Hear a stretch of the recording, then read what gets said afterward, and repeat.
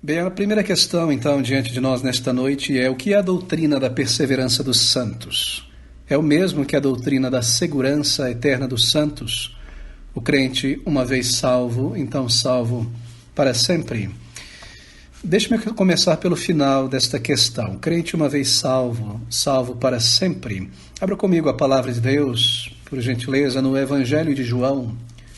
No capítulo de número 6, versículo de número 39, nós temos essas palavras tão bem conhecidas do Senhor Jesus Cristo, dizendo: "E a vontade do Pai que me enviou é esta, que nenhum de todos aqueles que me deu eu perca, mas que o ressuscite no último dia." Bem, o crente, uma vez salvo, salvo para sempre, de acordo com a palavra de Deus, sim. Sim. Esse é um ensino cristalino da palavra de Deus. Em João 6,39, é a vontade do Pai, que enviou o Senhor Jesus Cristo, que nenhum daqueles por quem o Senhor Jesus Cristo morreu se perca por fim, mas seja ressuscitado no último dia. Assim, aqueles que o Pai amou na eternidade passada e se determinou salvar, ele o deu ao Filho, para que o Filho, o Senhor Jesus Cristo, vindo a esse mundo, morresse por eles. E tendo morrido por eles, entregue a sua vida, pago no lugar deles, salvo, ele também irá assegurá-los, para que nenhum daqueles que meu Pai me deu eu perca, mas eu ressuscite no último dia. E se a vontade do Pai é cumprida no Filho, e nós sabemos que é o Filho quem executa a vontade do Pai, Apocalipse capítulo 5, é Ele quem abre os selos, é Ele quem realiza todas as coisas. Então nós sabemos que Ele irá ressuscitar no último dia aqueles por quem Ele morreu, aqueles a quem Ele salvou. Bem, nosso tempo não nos permite lidar com vários textos, nem tocar também nos textos utilizados por aqueles que declaram a perda da salvação. Não lidarei com isso. Agora deixe-me recomendar um estudo completo sobre o tema. Se você entrar na página do YouTube da nossa igreja, Igreja Batista Reformada da Palavra, e procurar pelo sermão "Pode o salvo perder sua salvação?", então você terá uma resposta em detalhes, minuciosa, lidando com os textos bíblicos que afirmam a permanência na salvação e também com os textos utilizados por aqueles que se levantam contra este ensino bíblico. Assim, procure no site da igreja. Agora, alguns dizem o seguinte: bem, então se vocês afirmam que uma pessoa, uma vez salva, salva para sempre, como pode ser isso? Porque, olha, eu conheço muita gente, eu conheço várias pessoas que foram salvas, aceitaram a Jesus, etc., mas elas estão na prática do pecado, e eu conheço fulano que pregava na igreja e já adulterou não sei quantas vezes, e eu conheço fulano que se diz um crente, mas vive em fornicação com o namorado, a namorada, e eu conheço fulano que vive em avareza e etc. Você vai me dizer que eles não perderam a salvação? Eu conheci um pastor, sabe, um missionário, e isso e aquele, hoje é um adúltero, hoje está mexendo com drogas, foi pego com sonegação de imposto grave. Vai me dizer que uma pessoa salva não perde a salvação? Veja o caso dessas pessoas e tantas outras. Bem, eu estou resumindo o tipo de argumento popular que nós ouvimos o tempo todo. Bem, a resposta a esse tipo de comentário não é que a pessoa foi salva e perdeu a sua salvação, mas sim, acaso essa pessoa foi de fato salva? Essa é a pergunta que deve ser feita. Sim, ela foi salva, nós ouvimos a resposta. Ela foi salva, eu cresci com ela, eu vi aquela pessoa aceitar o Senhor Jesus Cristo, ela levantou a mão, foi na frente, ela foi batizada, ela até fez seminário, sabe? Ela era uma líder no conjunto de louvor da igreja, e etc, e etc. Ela foi salva, ela aceitou a Jesus no acampamento e coisas como essas. Mas, queridos amigos, isso não é ser salvo. Isso é um ato físico. Levantar a mão e ir na frente, isso é envolvimento com a igreja. Isso é sair de uma igreja ou ir para uma igreja melhor, assim por dizer. Isso não é salvação. Deixar um grupo evangélico, se unir a outro grupo evangélico, isso não é salvação. Envolvimento com a igreja não é salvação. A pergunta correta a ser feita é: esta pessoa foi regenerada? Porque se ela foi regenerada, ela irá produzir frutos de salvação, porque o Espírito de Deus habita nesta pessoa. Mas os frutos que foram descritos, cantou no coral, foi pastor, foi seminarista, isso, aquilo, foi batizado, etc, etc.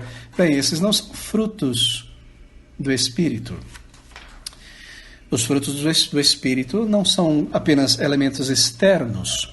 E os demais frutos descritos na vida atual da pessoa, vive no vício, vive no adultério, está presa, está no mundanismo, está nas drogas, etc, etc. Isso não é fruto do Espírito, isso é fruto da carne, não é? Assim, se uma pessoa está vivendo nestas coisas, na prática destas coisas e continua nela, então isto não é fruto do Espírito, isto é fruto da carne. Paulo, em Gálatas, capítulo 5, versículo 19 a 21, ele diz, porque as obras, observe com clareza, isso é muito importante, porque as obras da carne são manifestas, isto é, cedo ou tarde elas vão se manifestar, fluir, jorrar, estar ali na vida da pessoa. Quais são elas, as obras da carne? Adultério, isto é, a fornicação no contexto do casamento, ou fora dele. Porque as obras da carne são manifestas, quais são adultério, fornicação, isto é, intercurso sexual antes do casamento, impureza, isto é, pornografia, lascívia, idolatria, seja de pessoas, de ideias, de artistas, o que quer que seja, feitiçaria, envolvimento com mandingas e horóscopos e coisas desse tipo, inimizades contra as pessoas, contendas, ciúmes, iras, pelejas, criadores de pelejas, isto é, dissensões, heresias ou tropeços, invejas, homicídios, bebedices, glutonaria, ou seja, isso não é fruto de alguém salvo. Como nós sabemos disso? Bem, porque Paulo ele segue dizendo, e coisas semelhantes a estas, acerca das quais de antemão vos declaro, como também já antes vos disse presencialmente, que os que cometem, isto é, praticam tais coisas, não herdarão o reino de Deus. E os que são de Cristo, isto é, aqueles que nasceram de novo de fato, não meros religiosos, os que são de Cristo, crucificaram a carne com as suas paixões. E nós já observamos como Paulo fala sobre isto, crucificar. Colossenses capítulo 3, não é? Estas coisas foram crucificadas e nós estamos agora despojando destas coisas. Mas em 1 Coríntios capítulo 6, versículo de número 9, observe, Paulo ao lidar com isso, ele chega a ser até forçoso. 1 Coríntios 6, 9, ele diz o seguinte, não sabeis... Em outras palavras, será que ninguém explicou isso para vocês? Vocês não sabem ainda? Não sabeis que os injustos não hão de herdar o reino de Deus? Em outras palavras, não erreis. Ou seja, ninguém se leve a errar nesse ponto, a se autoiludir.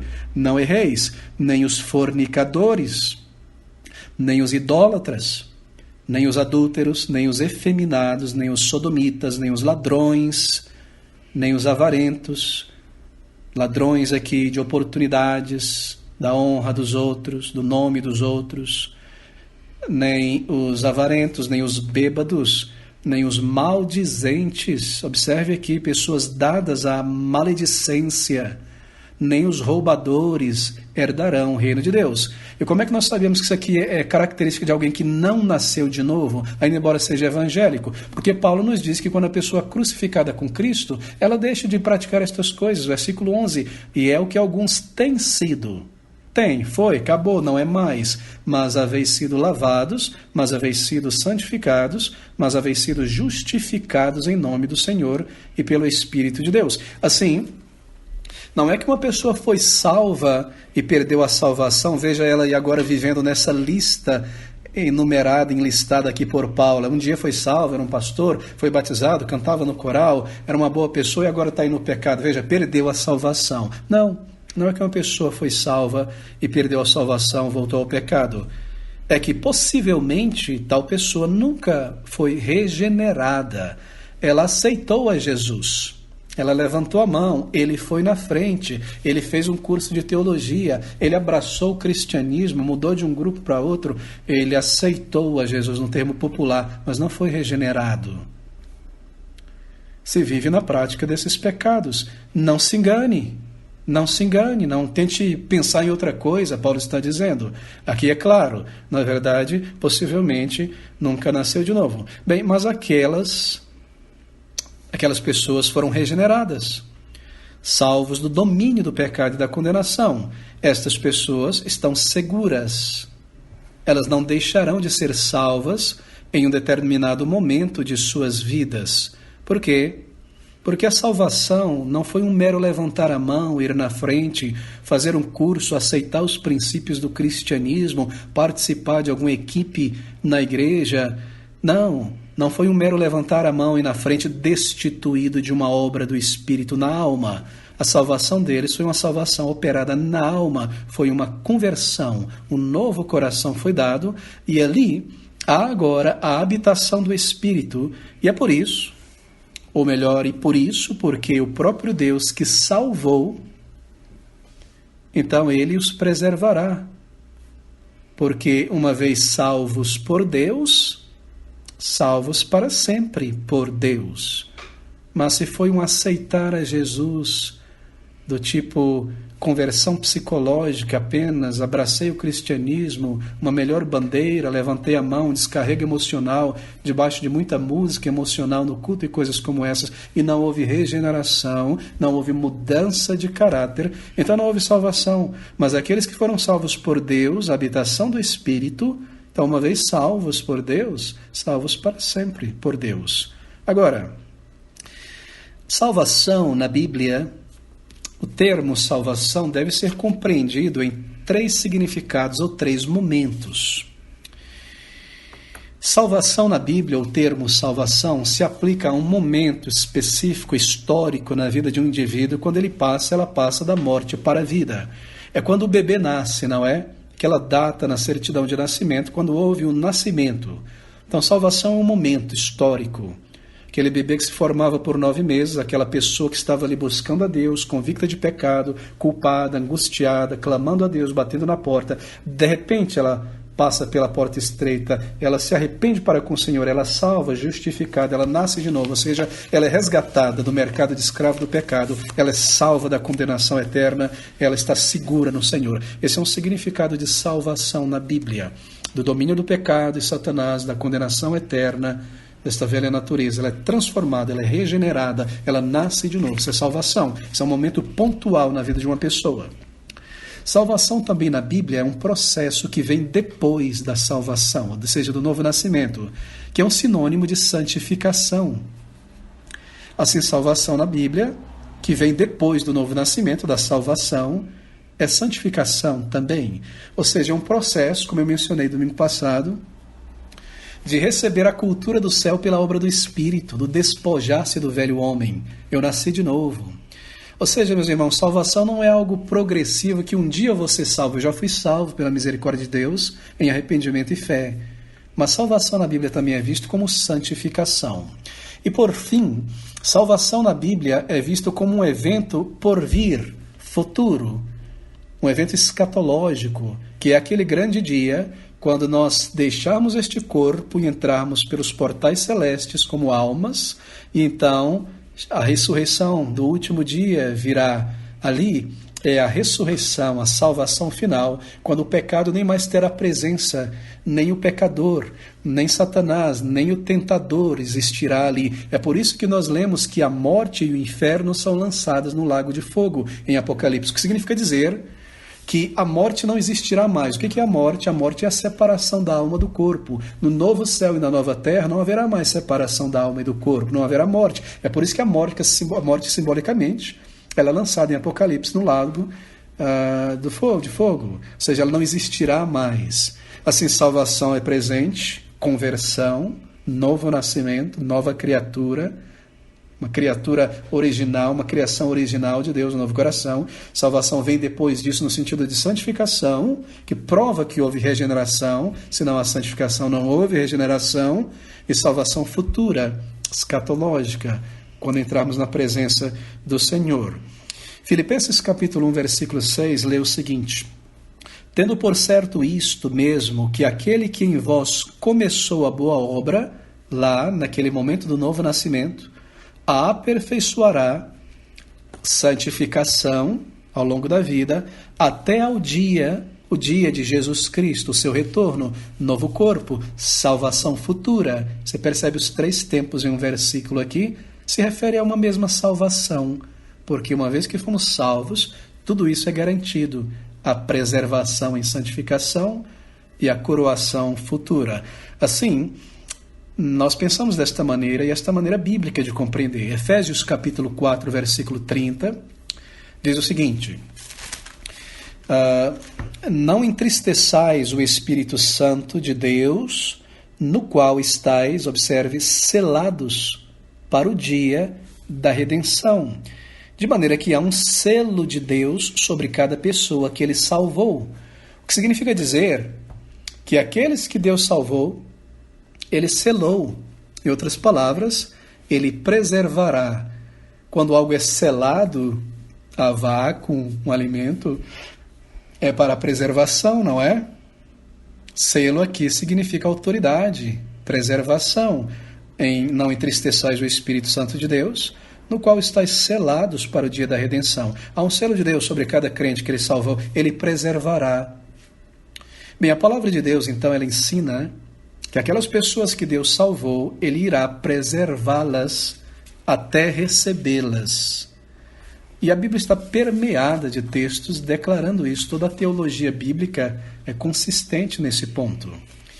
E essa verdade que eu acabei de mencionar, que Deus irá preservar os seus, tem sido chamado na teologia de a doutrina da perseverança dos santos, ou, sinônimo, a doutrina da segurança eterna dos santos. Assim, perseverança dos santos ou segurança eterna dos santos são termos intercambiáveis que significam praticamente a mesma coisa, que Deus irá preservar, assegurar os seus salvos. Agora, no meio reformado bíblico, nós preferimos a designação de perseverança dos santos mais do que a designação de preservação dos santos. Por quê? Porque perseverança dos santos comunica muito melhor a maneira como Deus preserva, assegura aqueles que Ele salvou, do que o outro termo. Porque Deus preserva os seus eleitos, aqueles a quem Ele salvou, fazendo eles perseverarem em santificação, na fé, nos meios da graça. Por isso é melhor dito a doutrina da perseverança dos santos. Enquanto que a designação segurança eterna dos santos, ela comunica uma ideia um tanto incompleta, dependendo de onde você observa isso aí. Pelo menos tem sido mal compreendida, por muitas pessoas. É um termo perfeito, correto. Preservação dos santos. Deus irá preservar os santos, isto é, aqueles que Ele salvou, santificou. Mas de que maneira Ele faz isso? Os fazendo perseverar. Por isso nós preferimos o termo a perseverança dos santos.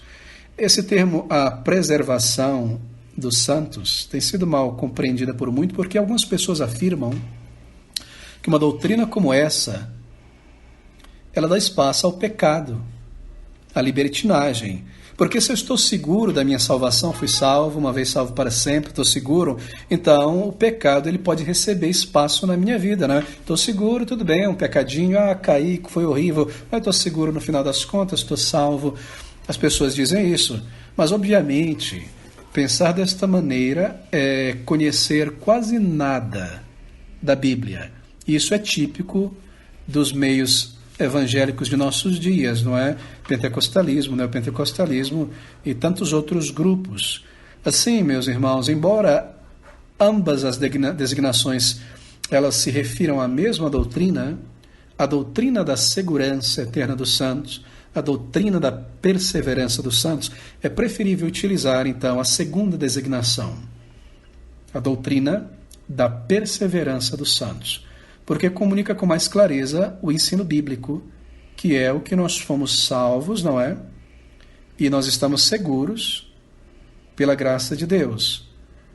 Mas nós não fomos salvos e estamos seguros independente de como vivemos. Por quê? Porque, veja, marque isso, nós não fomos apenas salvos. A Bíblia nunca declara isso. Ela declara que nós somos salvos sempre para algo. ou com o fim de algo, ou de algo, com o objetivo de algo, fui salvo, ponto final. Não.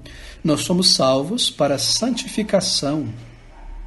E assim nós estamos seguros, porque o Espírito de Deus, que é o Espírito Santo, habita no crente e o preserva, o selo não é o Espírito Santo, e o preserva em santificação e fé, o fazendo perseverar em santificação e fé.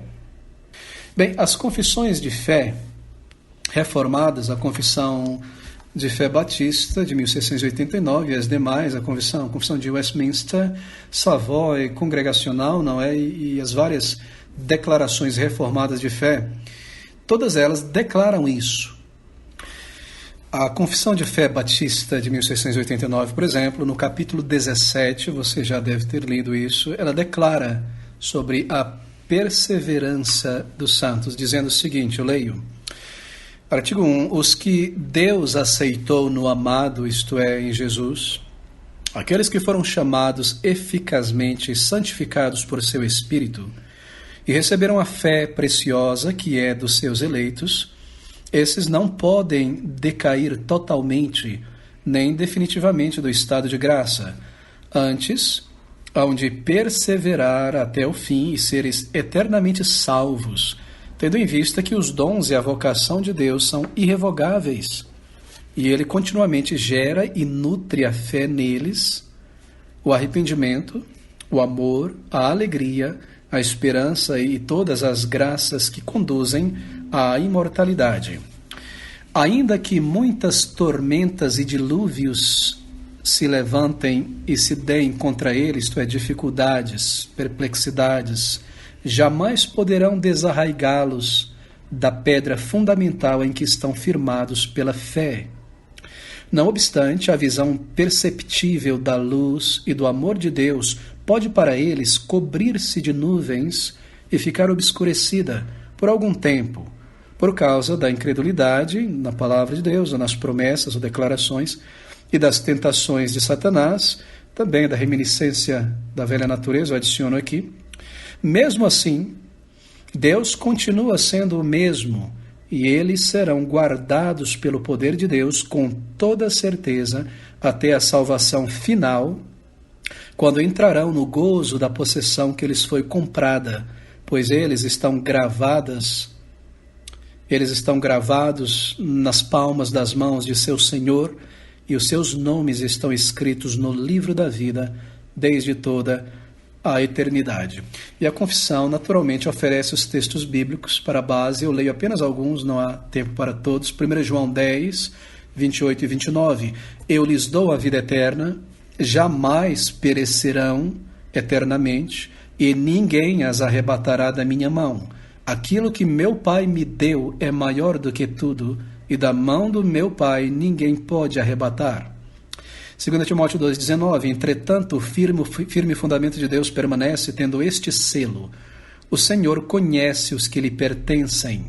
Isto é, não é todo mundo que está na igreja, no meio evangélico, que pertence a Deus, que nasceu de novo. E mais, aparte-se da injustiça, todo tipo de pecado, isto é, todo aquele que professa o nome do Senhor. 1 João 2,19. Eles saíram de nosso meio, entretanto não eram dos nossos, porque se tivessem sido dos nossos, teriam permanecido conosco. Todavia eles se foram para que ficasse manifesto que nenhum deles é dos nossos. Salmo 89, 31, 32.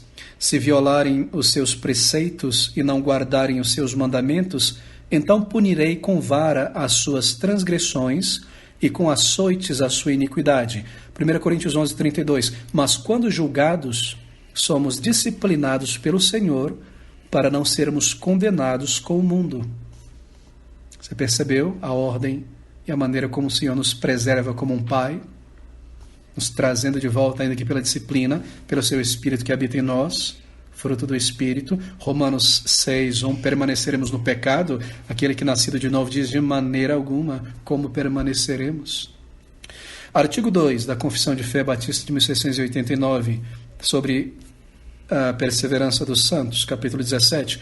Esta perseverança não depende de um livre-arbítrio da parte dos santos, mas sim decorre da imutabilidade do decreto da eleição, fluindo do amor gratuito e inalterável de Deus Pai, sobre a eficácia do mérito e da intercessão de Jesus Cristo, não dos santos, Maria ou quem quer que seja, da união com Ele, do crente com Cristo, não é?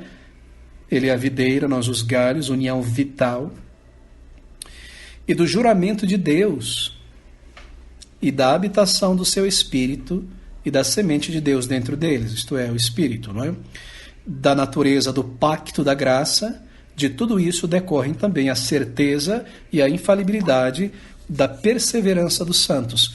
Então a confissão oferece os textos, eu menciono apenas alguns poucos pelo tempo, Romanos 8:30, e aos que predestinou, a esses também chamou, e aos que chamou, a esses também justificou, e aos que justificou, a esses também glorificou.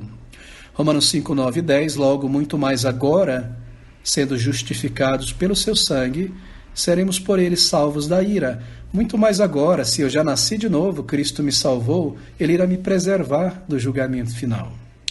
1 João 3, 9, observe, esse texto, ele é maravilhoso. Foi o texto que Deus usou para abrir os meus olhos aos 17 anos de idade, me fazer ver que era um religioso hipócrita que vivia no pecado, embora temente de Deus, mas vivendo no pecado. 1 João 3,9, todo aquele que é nascido de Deus não vive na prática do pecado, pois o que permanece nele é a divina semente. Ora, esse não pode viver pecando, porque é nascido de Deus. Isso abre os olhos, não é? Jeremias 32:40, farei com eles aliança eterna, segundo a qual não deixarei de lhes fazer o bem, e porei o meu temor no seu coração, para que nunca se apartem de mim. Não são maravilhosas, irmãos, estas palavras? É tremendo. Artigo 3. Levados pela tentação de Satanás e do mundo, pela prevalência da corrupção que ainda permanece dentro deles, ou pela negligência aos meios para a sua própria preservação, os santos podem incorrer em tristes pecados e continuar por algum tempo neles.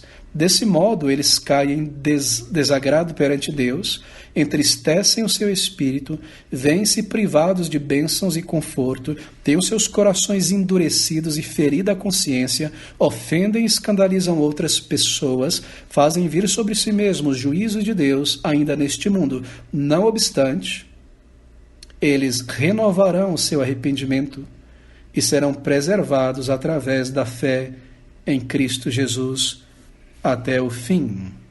Como diz aquele antigo cântico, não é? Mesmo sem ter merecido, estava arrependido, pedindo perdão mais uma vez. Mesmo sem ter merecido. É a graça de Deus que me leva ao arrependimento. Essa é a maneira de Deus me preservar, me fazendo perseverar. Ele levantará a vara e terá que lidar comigo, porque Ele faz isso com os que ama. Não é o que diz a palavra de Deus em Hebreus? Qual é o filho que está sem disciplina? Se não sois disciplinados, não sois filhos. E aqui seguem os textos, então. Efésios 4:30, e não entristeçais o Espírito de Deus, no qual fostes selados para o dia da redenção. Salmo 51:10, 12, cria em mim, ó Deus, um coração puro e renova em mim um espírito inabalável. Restitui-me a alegria da tua salvação, e não a salvação, mas a alegria, e sustenta-me com um espírito voluntário. Salmo 32, 3 e 4, enquanto calei os meus pecados, envelheceram os meus ossos pelos meus constantes gemidos todo dia, porque a tua mão pesava dia e noite sobre mim, o meu vigor se tornou em sequidão de estio, como uma terra seca.